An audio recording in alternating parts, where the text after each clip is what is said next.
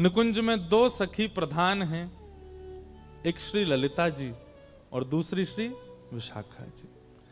श्री ललिता जी हमारे ब्रजमंडल में स्वामी श्री हरिदास जी के रूप में प्रकट हुई और श्री विशाखा जी हमारे ब्रजमंडल में श्री हरिराम व्यास जी के रूप में प्रकट हुई। इन निकुंज की दो अली हैं, दो सखी हैं। वास्तव में ठाकुर जी को किशोरी जी को निहारनो प्रिय है। बहुत ध्यान से सुनियो सब लोग। ठाकुर जी की नित्य उपासना क्या है? किशोरी जी को निहारना, बस। पर किशोरी जी की नित्य उपासना ठाकुर जी को निहारना नहीं। चाहती तो हैं, चाहती तो नित्य ठाकुर जी को निहारना है, पर ठाकुर जी इतने व्यस्त हैं कि किशोरी जी भी थोड़ा संकोच करती हैं। और दूसरी बात, दूसरा कारण हमारे ब्रज का आ जाता है कि किशोरी जी चाहती तो ठाकुर जी को निहारना है, लेकिन कहीं ठाकुर जी ज्यादा फूल नहीं जाएं, ज्यादा कहीं इतरान नहीं लग जाएं, इसलिए जानबूझ के निहारती नहीं है। ठाकुर जी हमारे कैसे हैं? नेक अगर किशोरी जी बड़ाई कर दें तो ठाकुर जी फूले नहीं समा में। नेक अगर ज्यादा निहारन लग जाए तो ठाकुर जी स्वयं ही काजर लेके हमें अपनी बिंदी लगा ले, मुझे नजर लग जाएगी आपकी।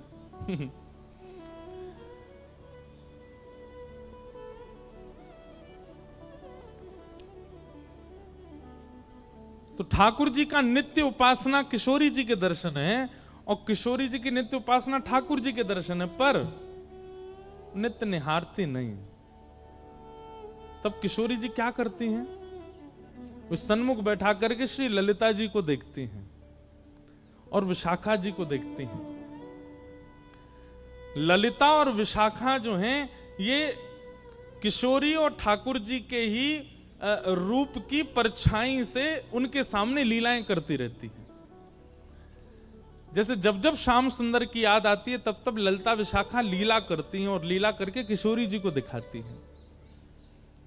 ललिता जी श्री किशोरी जी बनती हैं और विशाखा जी श्री श्याम सुंदर बनती हैं, और ये दोनों लीला करके दिखाती हैं। उसी से किशोरी जी का मन प्रसन्न होता है। तो ऐसा कह दें तो कोई अतिशयोक्ति नहीं कि ठाकुर जी की उपासना किशोरी जी का दर्शन और किशोरी जी की उपासना ललिता विशाखा का दर्शन। वो नित्य निहारती हैं दोनों को। कितनी बड़ी सौभाग्यवती हैं कि अपलक नेत्रों से किशोरी जी निहारती हैं उनको। ललिता जी का तो प्रादुर्भाव ही किशोरी जी के प्रतिबिंब से हुआ। ऐसी कथा आती है कि एक बार निकुंज में ठाकुर जी बोले, हे श्यामाजू चलो आपको श्रृंगार मैं करूंगा। और जब जब किशोरी जी को श्रृंगार ठाकुर जी ने किया है तब तब किशोरी जी को अपनो ही रूप भायो है। जैसे हर किसी को अपने आप को श्रृंगार के बाद देखने की इच्छा होती है, हम कैसे लग रहे हैं।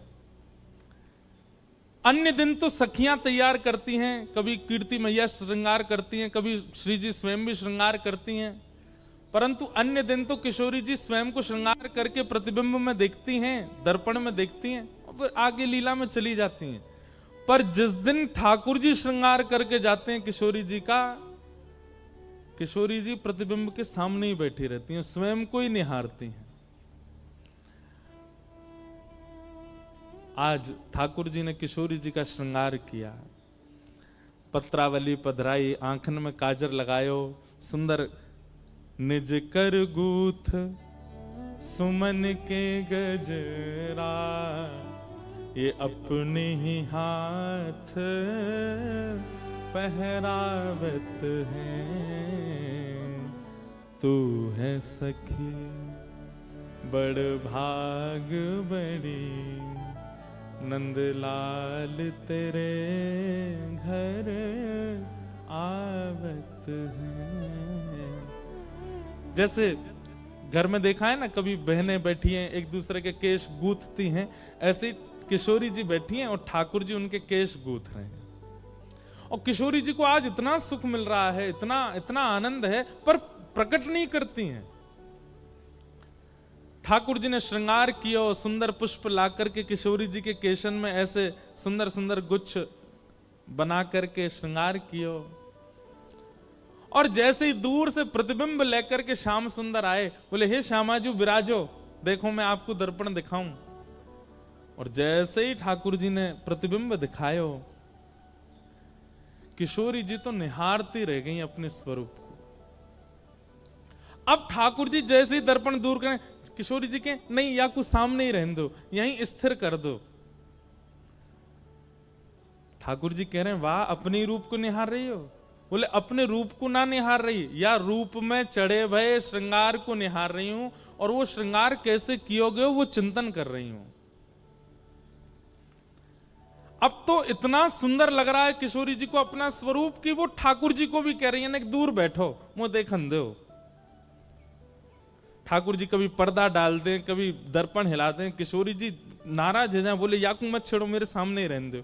अब तो किशोरी जी कुंज में भी जा रही हैं, तो वहां पर भी ऐसे ऐसे दर्पण लगाएं कि जहां किशोरी जी नजर घुमाएं अपनो ही प्रतिबिंब देख रही हैं। ठाकुर जी बोले इतनो प्रिय लगो आपको मेरे द्वारा किए गए श्रृंगार, क्यों ना या श्रृंगार के स्वरूप को स्तब्ध स्थिर कर दिया जाए। और तभी किशोरी जी अपनी स्वरूप को देख करके बोली हे ललिते। और जैसे ही अपने स्वरूप को ललिते कहो है, तो किशोरी जी को जो प्रतिबिंब है वो प्रतिबिंब ही श्री ललिता जी के रूप में प्रकट है गया। श्री ललिता अली, ललिता सखी आ गए। तो सोचो, जब जब किशोरी जी विरह में हो, वैसे तो विरह होवे ना आए, सखी है ना दें, लेकिन फिर भी जब भी कभी वियोग होवे, जब भी कभी याद आवे, श्री ललिता जी को देख लें किशोरी जी। ऐसी ये दो सखी हैं, ललिता और विशाखा। उनमें श्री विशाखा जी के जो अवतार हुए हमारी पृथ्वी पर, जिनका नाम है हरिराम व्यास। हरिराम व्यास, श्री हरिराम व्यास जी के लिए श्री नाभा गोस्वामी जी कहते हैं, उत्कर्ष तिलक अरुदाम को भक्त इष्ट अति व्यास के, काहू के आराध्य मच्छ कच्छ नर हरि सूकर, बामन फर साधरन सेतु बंधन जू शैल कर, एकन के यह रीत नेम नवधासों लाए, सुकुल सुमुखन सुवन अच्युत गोत्री जो लढ़ाए, नौ गुण तोरी नूपुर हो महत सभा मधिरास के, उत्कर्ष तिलक अरु भाल के, उत्कर्ष तिलक अरुदाम को भक्त इष्ट अति व्यास के। श्री हरिराम व्यास। एक बात याद रखिएगा, भक्तमाल जी में श्री नाभा जी ने भगवान के भक्तों को केवल भक्त कहा, लेकिन हरिजनों के भक्तों को श्री नाभा गोस्वामी जी भक्त राज कहते हैं। बहुत ध्यान से सुनिएगा, जो ठाकुर जी के भक्त हैं श्री नाभा जी कहते हैं ये केवल भक्त हैं, इनकी उपाधि केवल भक्त की है, लेकिन जो ठाकुर जी के भक्तों के भक्त हैं ये भक्त राज हैं, ये भक्तन के राजा हैं। आप लोग अपने घर में प्रिया प्रियतम की सेवा करते हैं, लड्डू गोपाल की सेवा करते हैं, किशोरी जी की सेवा करते हैं, आप केवल भक्त हो, और उनकी सेवा से ऊपर आपके लिए कुछ भी नहीं है तो आप भक्त हो। लेकिन अमृतसर में कोई ब्रजवासी आ जाए और आप मचल जाओ, आपके नेत्र तड़पने लग जाएं, आपको हृदय व्याकुल हो जाए, आपके मन में इच्छा हो कि बस कैसे हम जामे जाके उनके दर्शन कर आए, नए कुंते मिले आए, उनको अपने हाथ की कछु बनी सामग्री पवाए, उनके बैठ के दो वचन सुनियाए। ठाकुर जी से भी अति प्रेम यदि हरिजनों से है तो श्री नाभा जी आपको भक्त राज कहेंगे, ये भक्तन के राजा। और एक बात हम आपसे स्पष्ट कह दें, ठाकुर जी से प्रेम करना सहज है, पर हरिजनों के प्रति प्रेम होना ये सबसे कठिन है। हरिजनों से प्रीति नहीं हो पाती। हरिजनों के प्रति वैसा प्रेम नहीं हो सकता। और वाकई लैया भी अगर आपको प्रयास करना हो, देखो एक बात हमारी बात बहुत ध्यान से सुनिएगा। एक तो सामने कैमरा वाले भैया ने बैठ जाओ, अगर तुम्हारा कैमरा स्थिर रहेगा हो तो हमें देखे ही ना रहे बेचारे। जय हो। तो ठाकुर जी की सेवा बहुत सरल है। सवेरे 7 बजे मंगला करते हो, किसी दिन 8 बजे कर दोगे तो ठाकुर जी नाराज नहीं होंगे। और काऊ दिना 5 बजे ही कर दोगे तो भी ठाकुर जी नाराज नहीं होंगे। ठाकुर जी को राजभोग में कढ़ी चावल खवा दो तो भी ठाकुर जी राजी हैं। ठाकुर जी को केवल दही भात खवा दो तो भी राजी हैं। कुछ नहीं तो दूध को भोग लगा दो तो राजी हैं। रात में शयन के समय ठाकुर जी को भोग लगाओ तो राजी, नहीं भोग लगाओ दूध धरा के, नहीं तो चना चनोरी मिश्री लगा दो तो भी राजी। सुबह दो सेज पे तो राजी, नहीं सुबह भूल गए ठाकुर जी बैठे खुद सो गए तो भी बेचारे राजी, कुछ नहीं कहेंगे। ठाकुर जी की सेवा तो बहुत सरल है, बहुत सहज है, उसमें तो आपको परिश्रम करना ही नहीं पड़ता है। पर हरिजनों की सेवा, हरिजनों की सेवा तो कठिन है। अगर किसी भक्त को आपने प्रसाद के नाम पर केवल दूध भोग दे दिया, चना चनौरी धर दिए सामने, तो महाराज भ्रगुटी टेढ़ी करके देखोगे जी का पवार हो भैया, या के काजे लेके आया तू हमें अपने घर। वो तो टोक भी देगा, वो तो रोक भी देगा, वो तो नाराज भी हो जाएगा। सीधी बात, ठाकुर जी के सेवा में चीटिंग चल जाएगी पर भक्त की सेवा में नहीं चलेगी। वो तो तुरंत आपको डांट देगा। ऐसा समझ लीजिए कि भगवत सेवा बिना सीसीटीवी कैमरा के की गई चोरी है, लेकिन भक्त सेवा वो तो चारों तरफ कैमरा लग रहे हैं, फिर आप क्या कर रहे हो, एक एक गतिविधि। ए भाई प्रणाम ऐसे नहीं करते हैं, चलते ऐसे नहीं है, एक हाथ से नहीं करते हैं, ऐसे बैठते नहीं है, ऐसे खड़े रहो, ऐसे बोलो, ये शब्द नहीं बोलना चाहिए, ऐसे नहीं घूमना चाहिए। भक्त तो आपको टोकेगा, ठाकुर जी टोकते थोड़े हैं। ठाकुर जी ने तो मुंह बंद कर रखो कलयुग में कि मैं टोकूंगा ही नहीं। तो भगवत सेवा बड़ी बात नहीं है, भक्त सेवा। और श्री हरिराम व्यास जी के लिए क्या कहा गया, उत्कर्ष तिलक अरुदाम को भक्त इष्ट अति व्यास के। व्यास जी के इष्ट कौन है, भक्त। इसलिए हमारी प्रार्थना भैया, जैसे मंदिर में आप अपराध ना बन जाए इसका ध्यान रखते हो, मंदिर में आपसे कोई दोष ना हो जाए इसका ध्यान रखते हो, ऐसे ही कभी किसी भक्त का आपके चित्त में दुर्भाव ना आ जाए ये भी ध्यान रखो। कोई तिलकधारी हैं, कोई कंठी पहने हैं, कोई ब्रज से प्रेम करने वाले हैं, और उनकी किसी भावना पर आपके चित्त में प्रश्न चिन्ह आता है कि ये कैसे कर रहे हैं, ये अपराध है। हरि से भी ज्यादा कठिन हरिजनों का भक्त होना। और हरिजनन के प्रति यदि भक्ति चाहिए हो, राधा रमन जी खूब अच्छे लगते हैं, राधा वल्लभ जी खूब बढ़िया लगते हैं, बिहारी जी में खूब निष्ठा, वृंदावन में खूब निष्ठा, परिक्रमा में खूब निष्ठा, यमुना जी में खूब निष्ठा, लेकिन ब्रज के ब्रजवासियों में और ब्रज के संतों में आपकी निष्ठा नहीं हो रही हो, तो जाओ वृंदावन के गोपेश्वर और जाके गोपेश्वर महादेव को प्रणाम करो और गोपेश्वर महादेव से प्रार्थना करो, गोपी प्रेम की भिक्षा दीजिए,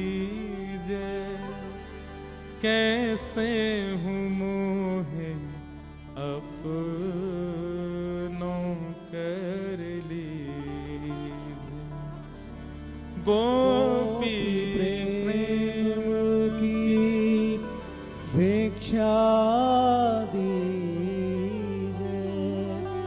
कैसे हूँ मोहे अपनों कर लीजिए। हमारे वृंदावन के पंचायतन मैंने कितनी बार कहा है, वृक्षों को प्रणाम, रज को प्रणाम, यमुना जी को प्रणाम, ब्रजवासियों को प्रणाम और गोपेश्वर महादेव को प्रणाम। इन 5 प्रणामों के बाद किसी देवालय में जाइए। यदि गोपेश्वर महादेव को प्रणाम नहीं किया गया होगा तो बिहारी जी के बगल में, आपके बगल में स्वामी श्री हरदास जी भी खड़े हो जाएंगे तो उनको पहचान नहीं पाओगे। ये गोपेश्वर महादेव ही करवाएंगे। कल हमने सुना रास में प्रवेश महादेव की कृपा, और आज हम सुनेंगे भक्त इष्टों के प्रति स्नेह महादेव की कृपा से। ठाकुर जी से प्रेम करना हम सिखाएंगे ही नहीं इन 7 दिनों में, वो तो आप सब करते हो, वो तो आप सब जानते हो। पर जिनसे हमारे हरि रीझ हैं, ऐसे हरिजनों से प्रेम ये महादेव सिखाएंगे, ये महादेव बताएंगे। हरिराम व्यास जी कैसे हैं? बोले भक्त इष्ट अति व्यास के। आप देखेंगे बिल्कुल सूर्य और चंद्रमा की तरह परिवर्तन हुआ हरिराम व्यास जी के जीवन में महादेव की कृपा से।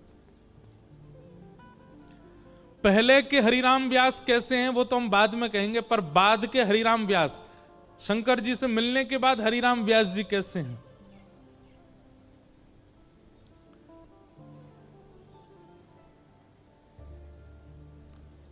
हरिराम व्यास जी संतों की खूब सेवा करते थे, और हरिराम व्यास जी के ठाकुर जी कौन से हैं?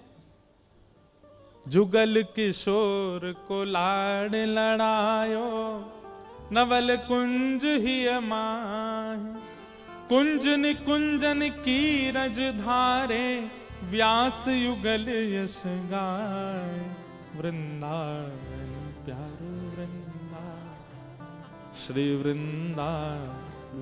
आप लोग आश्चर्य करेंगे, और ये हम किसी के इष्ट को या किसी परंपरा को हम कोई गलत नहीं बोल रहे हैं, पर हमारे वृंदावन के सप्तनिधियों में जितने भी ठाकुर प्रकट हुए सब एक एक ही प्राप्त हुए। रूप गोस्वामी को गोविंद देव मिले, सनातन गोस्वामी को मदन मोहन मिले, गोपाल भट्ट गोस्वामी जी को राधा रमण मिले, और कौन से रह गए बीच में हैं? हितरवंश महाप्रभु जी को राधा वल्लभ जी मिले, मधु पंडित जी को गोपीनाथ जी मिले। सबको ठाकुर अकेले अकेले ही मिले।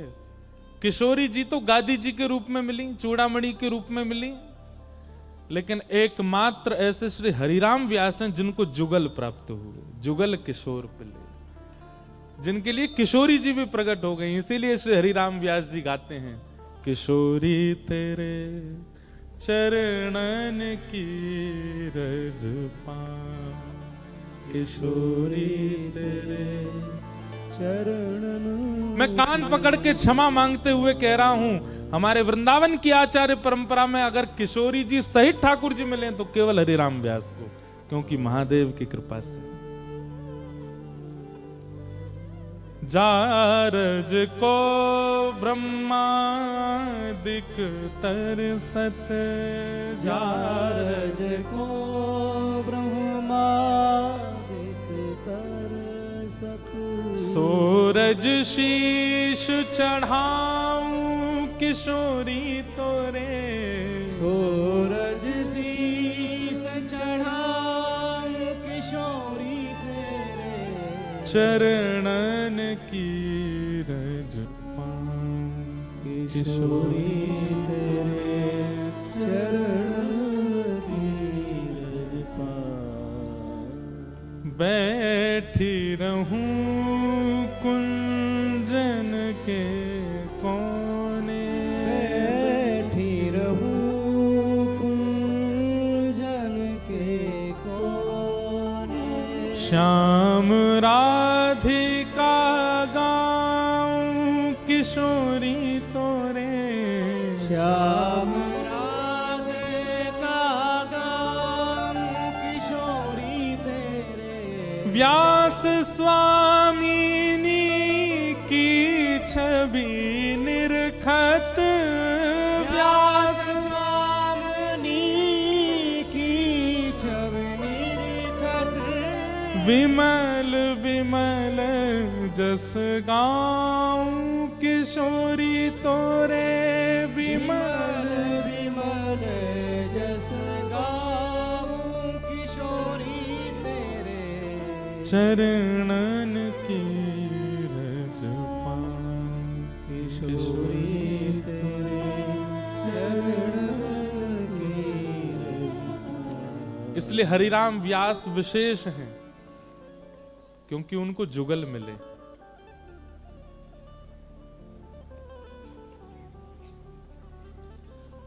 तो श्री विशाखा जी ये प्रकट हुई कलयुग में हरिराम व्यास जी के रूप में, और आपका जन्म हुआ ओरछा के एक शुक्ल परिवार में, एक दिव्य ब्राह्मण कुल में आपका जन्म हुआ। नाम आपका हरिराम शुक्ल रखा गया, हरिराम शुक्ल। हमने पूरा चरित्र लिख भी रखा अपने पास, आज सुनाते हैं प्रेम से। अच्छा, कई लोग ना वो बहुत जल्दी आके बैठ जाते हैं कथा में, आगे आगे बैठ जाते हैं, फिर बीच में उठ के जाते हैं। ऐसों से हमारी प्रार्थना कि आप जिनको जल्दी जाने का होता है ना, 6-7 बजे जिनको जाना ही है, वो पीछे ही बैठ जाए करो। आप कब आए कब गए किसी को पता नहीं चले, लेकिन जो बेचारे पूरी कथा सुनने के भाव से बैठे उनको विक्षेप नहीं हो। अवर और प्रवर 2 प्रकार के श्रोता बताए गए भागवत जी में। व्यास के आने से पूर्व आवे और व्यास के जाने के बाद जावे, उसी को प्रवर श्रोता कहते। हम हैं तो बालक ही, यहां से नीचे तो हमें खूब आप जो है गले में गलवैया डाले घूमो, लेकिन जब मंच पे बैठते हैं उतनी देर व्यास हैं, उतनी देर आपको ये बात तो याद रखनी चाहिए कि आप कम से कम व्यास के जाने के बाद जाओ। तो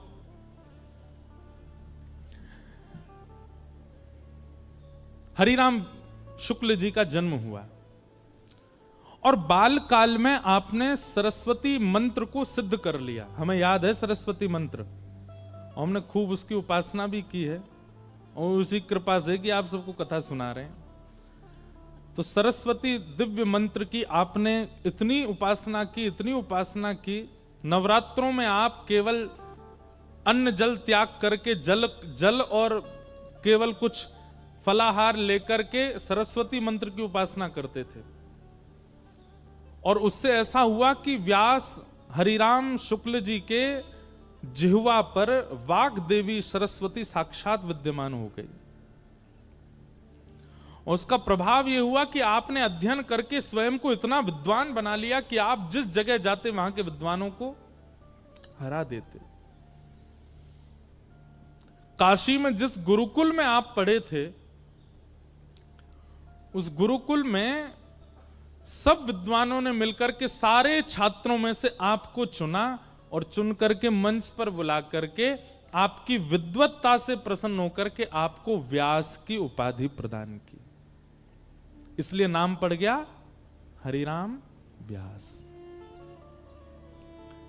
हरिराम व्यास। एक दिन हरिराम व्यास जी के मन में आया कि क्यों ना मैं पूरी पृथ्वी पर दिग्विजय करूं। अच्छा, एक तो विद्वान, दूसरे रूपवान, सुंदर रूप भी था, और तीसरा ओरछा के एवं ओरछा के आसपास के राजघरानों के ये कुलगुरु भी थे। सब राजा इनके आगे हाथ जोड़े खड़े रहते थे। भागवत जी कहती हैं, कम आयु का होना, बहुत योग्यताएं प्राप्त कर लेना, बहुत सम्मान मिल जाना, स्वरूप का होना और सत्संग का ना होना, यह पतन का कारण बन जाता है। आप रूपवान हैं लेकिन सत्संग नहीं करते हैं तो आप रूप गर्विष्ठ हो जाओगे। आप धनवान हो लेकिन सत्संग नहीं करते तो धन का अहम आपके अंदर से कभी नहीं जाएगा। आप योग्यताओं से परिपूर्ण हो, विद्वान हो, गाना आता है, नाचना आता है, या कोई भी कलाओं से निपुण हो, लेकिन सत्संग नहीं है तो वो कला आपको एक दिन गिरेगी नीचे। इसलिए कितनी भी योग्यताएं हो, उन योग्यताओं के साथ सत्संग आवश्यक है जीवन में। हरिराम व्यास जी के पास सब कुछ था, सत्संग ही नहीं था। एक दिन हरिराम व्यास जी के मन में आया कि विद्वान तो हम हैं ही, इतने राजा हमारे चेला हैं, रूपवान भी सब कुछ है, क्यों ना दिग्विजय की जाए, पूरे भारत में मुझसे बड़ा कोई विद्वान ना हो ऐसी घोषणा करवा दी जाए, और उसके लिए क्या करना पड़ेगा? बड़े बड़े विद्वानों के पास जाकर के हमको शास्त्रार्थ करना पड़ेगा। सब लोग इधर देखो, सावधानी से सुनो।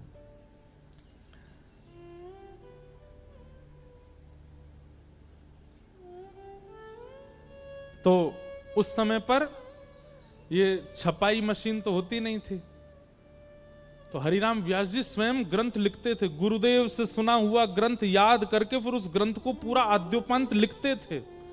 और ऐसे ग्रंथों की अनेकों बैलगाड़ियां उनके साथ में ही चलती थीं। लोग बागों के बक्साओं में कपड़ा रहते, लेकिन उनकी बैलगाड़ियों में ग्रंथ ही ग्रंथ रहते, और स्वयं लिखित ग्रंथ।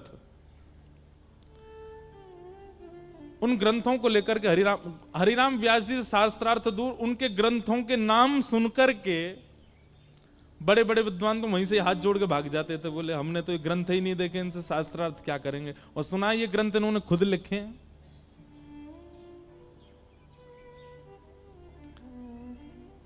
बाल्यकाल में आप लोगों ने एक चतुर ब्राह्मण की कथा सुनी होगी, उसका नाम था तेनालीराम। सुनी? याद किसी को भी नहीं होगी कोई कथा, पर तेनालीराम की कथा सबने सुनी है। तेनालीराम एक बार एक राजा के यहां गए, और वहां राजा के यहां एक बहुत बड़ा कोई विद्वान आया, और उसने पहले से ही अपने शिष्यों को भेज करके कहा कि हम राजा को कह दीजिए हम उसके यहाँ के विद्वानों को हराने आ रहे हैं और उसके कुलगुरु बनने आ रहे हैं।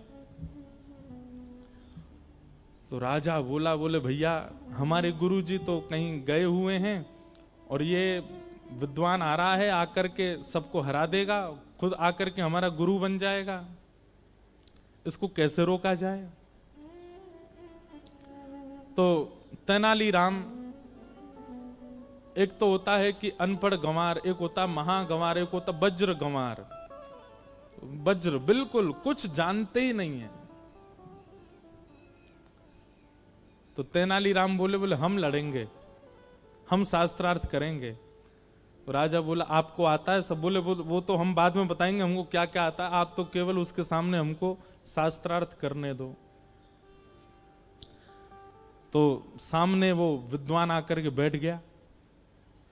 विद्वान आकर के बोला हां जी, किस विषय पर शास्त्रार्थ होगा? तो तेनालीराम बोले जो तुमको विषय बढ़िया लगता हो वहां से प्रारंभ करो। तो विद्वान बोला हमारी छोड़ो, आप बताओ कोई शास्त्र का नाम, उस पर करेंगे। तो तेनालीराम ऐसे व्यंग में हंसने लगे, बोले हमारे शास्त्र पर तुम बोलने की अभी काबिलियत नहीं रखते, तुम बोलो, हम उस पर बोलेंगे। बोले नहीं नहीं नहीं, अब तो तुम्हारा ही शास्त्र सुनना है मुझे। कौन सा शास्त्र है? तो तेनालीराम बोले ठीक है, तो हम बता दें? बोले हाँ। बोले तिलकाष्ठ महिषबंधनम, चलो इस विषय पर चर्चा होगी। विद्वान बोलो कौन सा शास्त्र? बोले तिलकाष्ठ महिषबंधनम। तिलकाष्ठ महिषबंधनम। अब सामने जो विद्वान बैठा था उसने अपने चेलाओं को देखा, बोले ये शास्त्र तो हमने कभी सुना ही नहीं। तो सब चेला बोले गुरुजी भलाई इसी में कि यहां से ऐसे ही चल दो, कहीं हमने शास्त्रार्थ किया और आपने शास्त्र का ही नाम नहीं सुना और इसने कहीं दो चार और बातें बोल दी, आपसे उत्तर नहीं देवा तो नाक और कटेगी हमारी। तो बेचारा वो विद्वान उसको लगा कि भैया हमने तो इस शास्त्र का नाम ही नहीं सुना। तेनालीराम ने उसको खूब सुनाई, खड़ी खोटी सुनाई, और कहा आ जाते हैं, आइंदा कभी मत आना इस नगर की ओर, तो मुंह उठा के भी मत देखना, देख लेना एक शास्त्र बोला, अभी तो ऐसे मुझ पर 56 करोड़ शास्त्र और रखे हैं। विद्वान बोला क्षमा कर दो हम जा रहे, चला गया। पीछे राजा बैठा था, राजा के पास भी विद्वान तो बहुत थे, सब विद्वानों ने घेर लिया तेनालीराम को। बोले अरे ये तिलकाष्ठ महिषबंधनम ये कौन सा शास्त्र है? बोले कोई शास्त्र नहीं है, तिलकाष्ठ मतलब तिल को ठठुआ, और महिषबंधनम मतलब भैंस को बांधने वाली रस्सी। हमने उसी को संस्कृत में बोल के कह दिया इस शास्त्र पर शास्त्रार्थ करो, और डर के मारे भाग गया। राजा बोला भैया तुम विद्वान तो नहीं हो लेकिन बुद्धि तुम्हारी खूब तेज है। और फिर एक विद्वान के द्वारा तेनालीराम को फिर अध्ययन करा के विद्वान बनवाया। तो शास्त्रों का नाम उल्लेखित करके उस पर शास्त्रार्थ होता था। हरिराम व्यास जी की तो पोथियों के नाम पढ़ करके विद्वान घबरा जाते थे। किसी ने कहा बोले आप कहां पूरे विश्व पर दिग्विजय करेंगे, भारत में सर्वश्रेष्ठ स्थान काशी। ऐसा कहते हैं काशी जो है ना वो देवाधिदेव महादेव की जिह्वा है। क्या है? जिह्वा। काशी में जब ब्राह्मण बोलते हैं तो उनके स्वर को उनका स्वर ना माना जाए, वो महादेव का ही स्वर है। इसलिए काशी के स्वर अलग ही हैं। चाहे वहां गाने वाले हों, चाहे वहां ब्राह्मण बोलने वाले हों, वहां के वेद मंत्र पाठ करने वाले ब्राह्मणों को आप सुनिए, वहां के बड़े बड़े विद्वानों को, वो पूरे विश्व से अलग ही हैं। काशी में भगवान की, शिव की जिह्वा मानी जाती है। हरिराम व्यास जी अपनी वही 5-6 बैलगाड़ियों में भरे हुए ग्रंथ और दुनिया भर के दिग्विजय के पत्र लटका रखे थे, यहां जीते वहां जीते, वो सब उन पर लटके हुए थे। जैसे आजकल लोग गाड़ियों पर लिखवा लेते हैं, जो भी उनकी श्रेष्ठता होती है वो गाड़ी पर लिखी रहती है, चाहे महामंडलेश्वर हो, चाहे एमएलए हो, चाहे विधायक हो। हरिराम व्यास जी पूरी बैलगाड़ियों पर लगवा करके और पहुंच गए। सब ब्राह्मण समझ गए, बोले भैया ये हरिराम व्यास को व्यास से जीतना सामान्य बात नहीं, ये बहुत विद्वान है। वाग्देवी सरस्वती की कृपा है इनके ऊपर, इन्होंने सरस्वती मंत्र को अभिमंत्रित कर रखा है, इनकी जिह्वा पर सरस्वती नर्तन करती है, कैसे जीतेंगे हम इनसे? सब ब्राह्मण व्याकुल होकर के देवादिदेव महादेव शंकर के पास गए और कहा कि हे महादेव, हमारी हार हो हमें स्वीकार, पर काशी की हार ये तो आपकी हार मानी जाएगी ना, क्योंकि यहां तो सब ब्राह्मण आपकी वाणी है, कृपा कीजिए। सब ब्राह्मणों ने जाकर के प्रार्थना की कि हे महादेव अब आप ही हमारी रक्षा करो। हरिराम व्यास आ रहे हैं। हरिराम व्यास जी की शोभा यात्रा निकली महाराज, पूरा काशी पुष्प भी बरसा रहे हैं, तो थर थर कांप करके बोले कि अब ये हरा के जाएंगे हमको।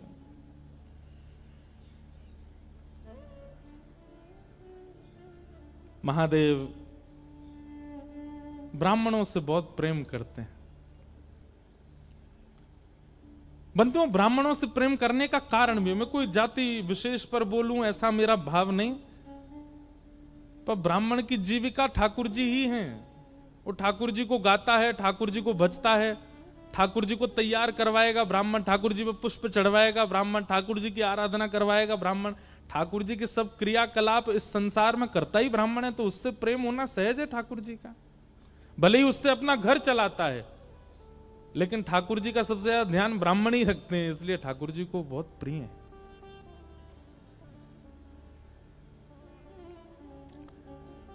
ब्राह्मणों की आराधना सुनकर के महादेव बोले अब हम जाएंगे, और एक दिव्य दीनहीन से ब्राह्मण का रूप धारण करके महादेव पहुंचे हरिराम व्यास जी के पास। व्यास जी संध्या से निवृत्त होकर के प्रसाद आदि पाकर के बैठे थे, प्रतीक्षा कर रहे थे कोई शास्त्रार्थ करने आए। बाहर द्वार पर 2 सेवक खड़े थे, तभी शंकर जी ने जाकर के कहा प्रणाम, हम व्यास जी से मिलने आए हैं। सेवकों ने भीतर जाके कहा, बोले महाराज द्वार पर एक ब्राह्मण आया है। हरिराम व्यास जी बोले बुलाओ बुलाओ बुलाओ, उससे तो हमको शास्त्रार्थ करना है। और तुरंत अपना आसन सुव्यवस्थित किया, ग्रंथ निकाल करके रख लिए, और जैसे ही महादेव पहुंचे, बिल्कुल साधारण सी धोती है, साधारण सा गमछा डाला हुआ है, दीनहीन से ब्राह्मण, पतले दुबले, एक एक नस दिखाई दे रही है। उनकी दीनता, सरलता, दैन्यता देख करके हरिराम व्यास जी बोले महाराज आपका रूप स्वरूप देख करके तो ऐसा लगता है मैंने एक श्लोक भी यदि बोला तो कहीं आप गिर ना जाओ। आप शास्त्रार्थ करने आए मुझसे? महादेव बोले नहीं नहीं, हम शास्त्रार्थ करने नहीं आए, हमने पूरे काशी में आपकी प्रशंसा सुनी, आप बड़े विद्वान हैं, आपके पास सारे प्रश्नों के उत्तर हैं, सारे ग्रंथ आपको कंठस्थ याद हैं। हम तो अपनी एक जिज्ञासा लेकर के आए हैं आपसे पूछने। हरिराम व्यास जी बोले पूछो। बोले महाराज आप इतने विद्वान हैं, ये बताइए अत्यंत विद्या प्राप्त करने के बाद उस विद्या का फल क्या मिलता है? विद्वान होने के बाद उसका फल क्या मिलता है? जैसे धनवान होने के बाद इच्छाओं की पूर्ति, कुछ चाहो वो इच्छा पूरी हो जाती है, ऐसे विद्वान होने के बाद उसका फल क्या मिलता है? हरिराम व्यास जी बोले कोई पूछने की बात है? विद्या ददाति विनयम, विद्या से विनय आता है, विद्या से दीनता आती है, और सबसे बड़ी बात विद्या से विवेक प्राप्त होता है। विवेक किसे कहते हैं? सही और गलत की पहचान, इसको विवेक कहते हैं। बहुत ध्यान से सुनिएगा, एक कैसा ट्रांसफॉर्मेशन है हरिराम व्यास जी के जीवन में। कहां वो पूर्व के हरिराम व्यास और कहां वो बाद के हरिराम व्यास? महादेव की कृपा। हरिराम व्यास जी बोले विवेक होता है, विद्या से विवेक की प्राप्ति होती है। अच्छा, विवेक किसको कहते हैं? बोले सही और गलत की पहचान, इसको विवेक कहते हैं। महादेव बोले तो इसका मतलब आपको भी विद्या का फल नहीं मिला? हरिराम व्यास जी बोले मतलब? बोले मुझे आपका विवेक विवेक सा लगता नहीं है। क्यों? क्योंकि आपने अपनी विद्या से, आपने अपनी विद्वत्ता से अपनों से नीचों को हराना उचित समझा है, ना कि उस विद्वत्ता से किसी का भला करना।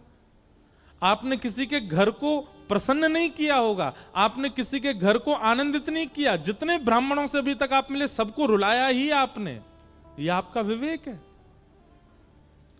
आप विद्वान केवल इसलिए बने हैं ताकि आप पूरे विश्व को हरा सकें, सबसे जीत करके सबके कुलपति बन सकें, और यह विद्या का फल तो नहीं होता। आज पहली बार हरिराम व्यास जी से किसी ने ऐसी बात की, उसके शब्दों में हरिराम व्यास जी को स्थिरता लग रही है। उसके शब्द सुनकर के हरिराम व्यास जी थोड़े से खोए खोए से लग रहे हैं। उसके शब्द सुनकर के हरिराम व्यास जी को पहली बार मौन रहने का मन कर रहा। नहीं तो हरिराम व्यास जी पे तो उत्तर हैं, ये बात याद रखिएगा। जिसके शब्द आपको स्थिर कर देते हो, जिसके शब्द आपके भीतर परिवर्तन करने की स्थिति पैदा कर देते हो, जिसके शब्द आपको अत्यंत शांत कर देते हो, समझ जाना या तो वो हरि हैं या कोई हरिजन है। शब्दों में बहुत ताकत है।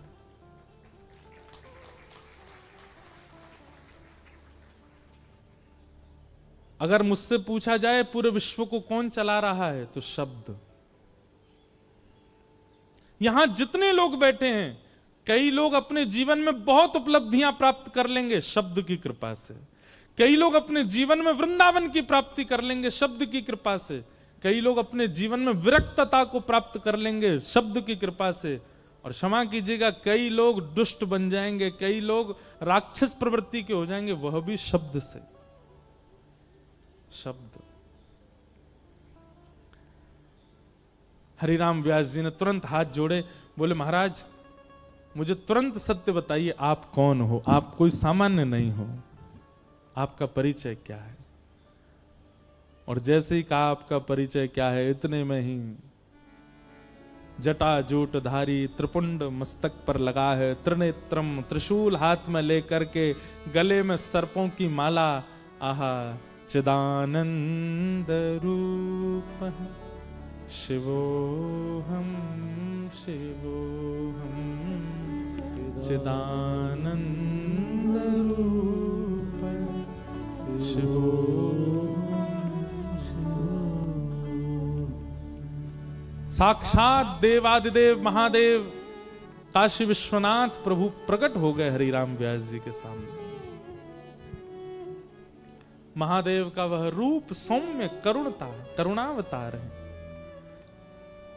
महादेव रुद्र उनका नाम है, परंतु वो रुद्र भाव में नहीं रहते, वो अत्यंत करुणा भाव में रहते हैं। आप कभी भी किसी भी शिवालय में जाओ, 24 घंटा पानी गिरता रहता है, इसका मतलब क्या? भीगे देव 24 घंटा भाव में भीगे ही रहते हैं। महादेव प्रकट हो गए और प्रकट होकर के हरिराम व्यास जी के सिर पर हाथ फेरने लगे। आज हरिराम व्यास जी को अपने जीवन में किए गए समस्त क्रियाओं के प्रति पाप की भावना आने लगी। मैंने कितने ब्राह्मणों को हताश किया, उदास किया, निराश किया, रुलाया। आज तक नहीं समझ पाया कि मेरी विद्वत्ता का कारण क्या होना चाहिए। आज महादेव प्रकट हो गए, चरणों में लिपट गए, बोले प्रभु कृपा करो। मुझे क्यों वाणी देवी की कृपा हुई, मुझे क्यों विद्वत्ता प्राप्त हुई, मैं क्यों पृथ्वी पर आया हूं, मेरे जीवन का उद्देश्य क्या है, कारण क्या है, कृपा करके। अब जब आप आ ही गए हैं तो आप ही बताइए। देखो, नरसिंह मेहता के भाव में और हरिराम व्यास जी के भाव में एक बात स्पष्टता लगी, पूर्ण समर्पण। आप बताइए, हम आपसे कोई जिज्ञासा ना प्रकट करें, आप बताओ, क्योंकि जानते हैं कि महादेव जिस मार्ग का अनुसंधान करवाएंगे वो मार्ग कल्याणकारी ही होगा।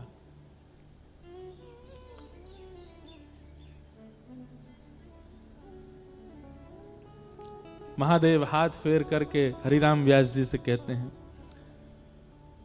व्यास जी, उमा कहूं मैं अनुभव अपना, सत हरि भजन जगत सब सपना, सत हरि भजन जगत सब सपना। हे हरिराम व्यास, इस संसार में कितनी भी उपलब्धियां प्राप्त कर लो, तुम हमेशा अपने आप को अपूर्ण ही समझोगे।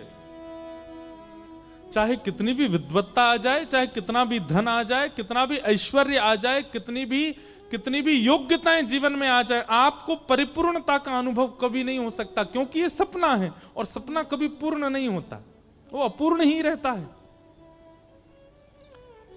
ठौर तो केवल एक ही जगह मिलती है, स्थिरता तो केवल एक ही जगह मिलती है, चित्त को शांति और विश्राम तो एक ही जगह मिलता है। कहां? हरि चरणार बिंदों में। और व्यास जी, तुम कोई सामान्य जीव नहीं हो, तुम कोई सामान्य मानव नहीं हो, तो कौन हो? अरे नेत्र बंद करो, विचार करो, अपनी पूर्व की लीला का दर्शन करो। और हरिराम व्यास जी ने जैसे ही नेत्र बंद करके देखा, जैसे स्मृति में आया, तो क्या पाया? स्वयं को निकुंज में श्री विशाखा अली के रूप में देखा। महादेव ने दर्शन कराया कि तुम तो पूर्व की विशाखा सखी हो। ये व्यास बनना और पूरे विश्व को पराजित करना, ये तुम्हारा स्वरूप नहीं है। तुम्हारा स्वरूप तो वृंदावन को प्रतिष्ठित करना है। वृंदावन की महिमा बढ़ाने के लिए ठाकुर जी ने तुमको इस पृथ्वी पर भेजा है। हे विशाखा, हे हरिराम व्यास, अपनी विद्वत्ता से वृंदावन चंद के यश को गाओ, श्री युगल सरकार के यश को गाओ, और सबसे बड़ी बात, वृंदावन के यश को गाओ।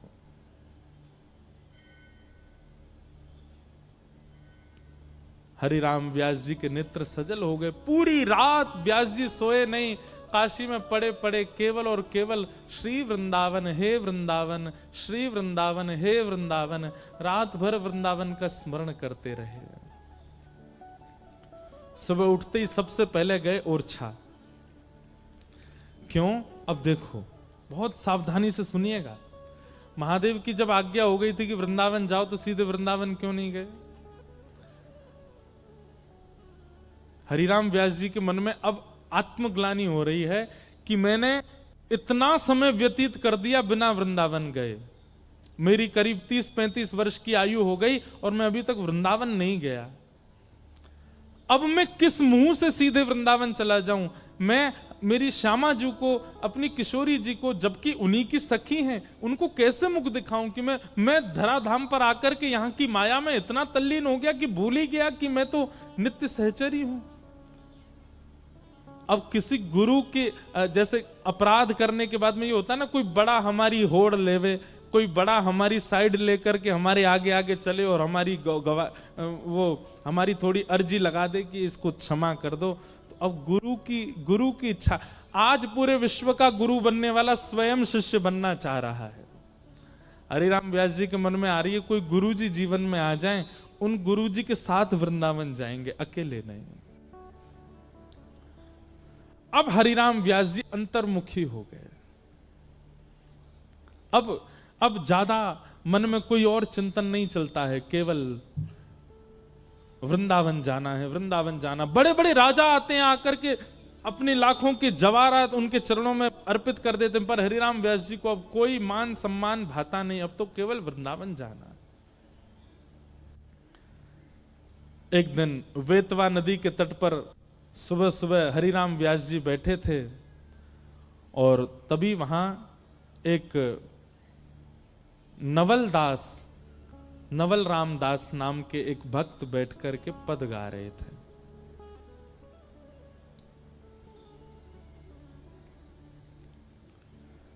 आज अति राजत दंपति भोर, सुबह सुबह का राग गा रहे थे। बहुत सावधानी से सुनिएगा, अगर हम हरिराम व्यास जी का पूरा चरित्र कहें ना तो पद ही पद हैं उसमें, इसलिए बहुत सावधानी से सुनो। हरिराम व्यास जी बैठे हैं बेतवा नदी के तट पर और तभी उनके कानों में ये स्वर गूंज रहा है, आज अति राजत दंपति भोर, आज अति राजत दंपति भोर। अर्थ क्या है पद का सुनो, नेत्र बंद करके सब लोग अनुभव करो। सुबह सुबह का समय है और दोनों दंपति यानी कि युगल सरकार अपनी शयन सेज पर उठ करके बैठे हैं शयन के बाद। और कैसे लग रहे हैं दोनों? सूरत रंग के रस में भीने, सूरत रंग के रस में भीने, नागरी नवल किशोर, नागरी नवल किशोर, आज अति राजत दंपति भोर, आज अति राजत दंपति भोर। आसन पर भुज दिए विलोकत, आसन पर भुज दिए विलोकत।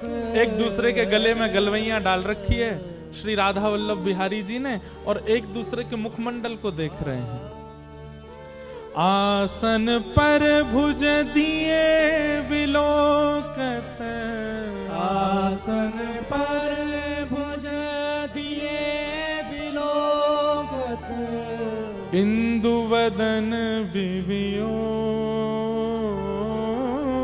इंदु वदन विवियो।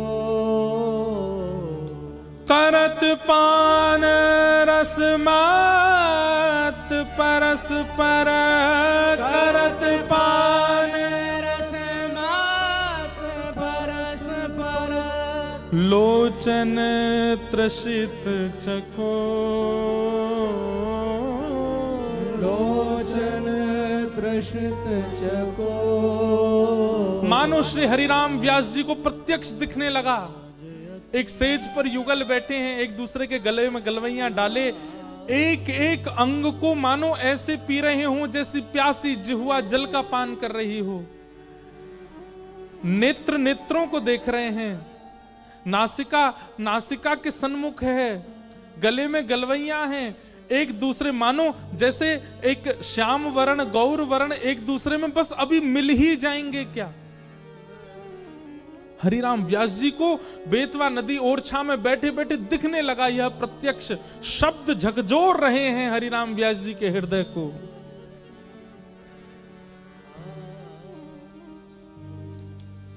आहा, दोनों सेज से उतर के चलने लगे तो कैसे चल रहे हैं? पग डगमगत चलत बन बिहरत, पग डगमगत चलत बन बिहरत। जैसे कोई सुबह उठते ही सीधी चाल नहीं चल पाता, और ठाकुर जी तो वैसे ही टेढ़ी चले, और सुबह सुबह उठ के तो जन कितनी टेढ़ी चलते होंगे। और सुबह सुबह जब उठता है ना व्यक्ति, तो वो पूरी पूरी चाल, पूरे पूरे चरण नहीं बढ़ाता, धीमे धीमे चरण, थोड़ी उसकी गति जो है वो धीमी होती है। कैसे लग रहे हैं दोनों? कि पग डगमगत चलत बन बिहरत, पग डगमगत चलत बन बिहरत। रुचिर कुंज घन घोर, रुचिर पुंज घन घोर। जय श्री हित हरिवंश लाल ललना मिल, जय श्री हित हरिवंश लाल ललना, जय श्री हित हरिवंश लाल ललना मिल।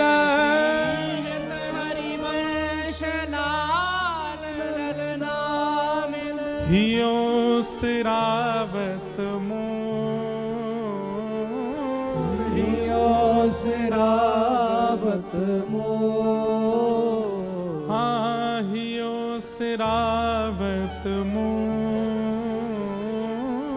हियो सिरावत मोर। आज अति राजत दंपति भोर, आज अति राजत दंपति भोर। हरिराम व्यास जी बैठे तो थे समाधि में, लेकिन जब नेत्र खुले तो रोम रोम मानो अश्रु जल से भर चुका हो।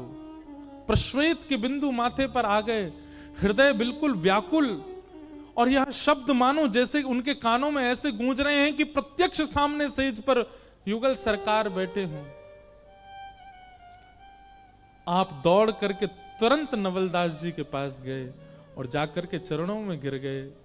बोले, भगवान, मैंने शब्द तो बहुत सुने जीवन में, लेकिन पहली बार ऐसे शब्द सुने हैं जिन शब्दों से प्रत्यक्ष प्रियालाल के दर्शन हो रहे हैं। इन शब्दों के रचयिता कौन है? किन्होंने इन शब्दों को आविष्कृत किया है? कौन इन शब्दों को गा रहा है, जिन शब्दों में इतनी सामर्थ्य है कि दूर बैठा कोई व्यक्ति भी प्रियालाल के प्रत्यक्ष दर्शन कर ले। यदि इस शब्द के रचयिता के प्रत्यक्ष दर्शन और उनकी शरणागति मिल जाए तो इसका मतलब तो प्रियालाल को गोद में बैठा देंगे। मुझे बता दीजिए ये किन के शब्द हैं?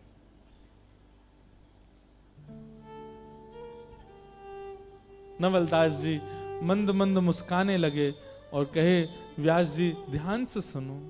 जय श्री हित हरिवंश लाल ललना मिल, जय श्री हित हरि, जय श्री हित हरिवंश लाल ललना मिल,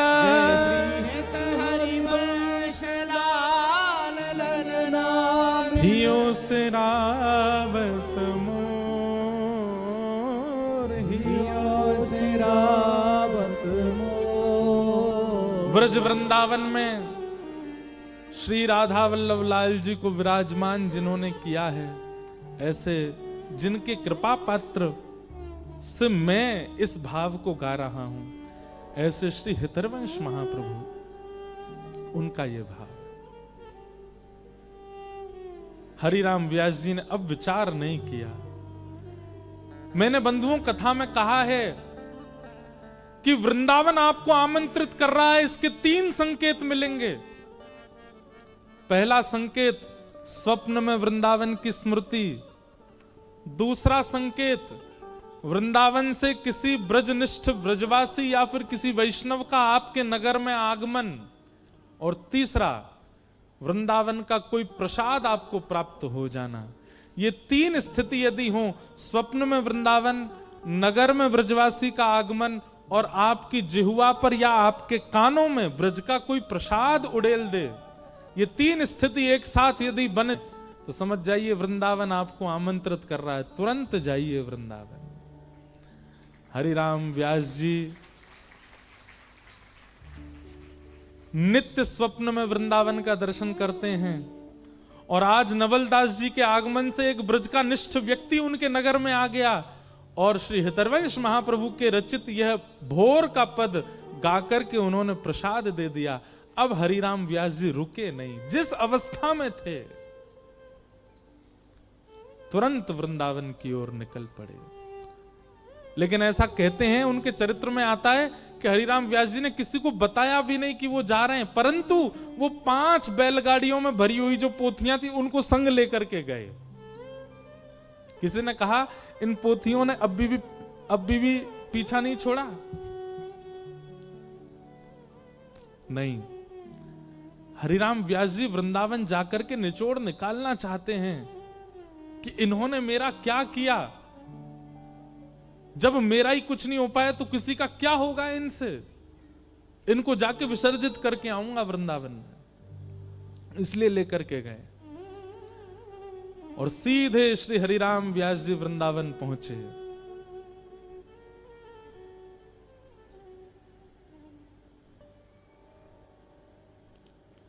और वृंदावन में श्री राधा वल्लभ जी के मंदिर गए। राधा